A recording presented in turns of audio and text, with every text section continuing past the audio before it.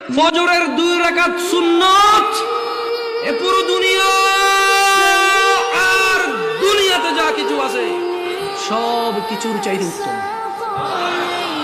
তাহলে যে 2 রাকাত সুন্নত পৃথিবীর চাইতে উত্তম, ওই 2 রাকাতের সুন্নতের পরে যে 2 রাকাত ফরজ রয়েছে, এই ফরজের আল্লাহু আকবার কি দিয়ে মিটাবা?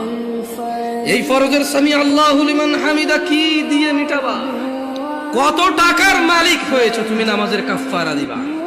যেখানে সুন্নত 2 রাকাতের মূল্য পুরো পৃথিবীর সমস্ত সম্পদ বিক্রি করে যদি একটা স্বর্ণ কিনা হয়, ওই স্বর্ণকে যদি এক পাল্লা রাখা হয়, আর ফজরের 2 রাকাত সুন্নতকে যদি এক পাল্লা রাখা হয়, ফজরের 2 রাকাত সুন্নত ভারী।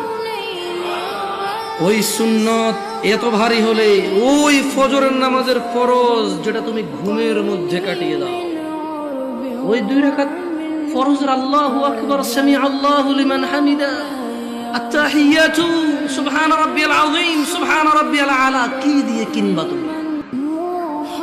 কি কয় টাকার মালিক হয়েছে যে 2 রাকাত সুন্নতই পুরো পৃথিবীর চাইতে উত্তম?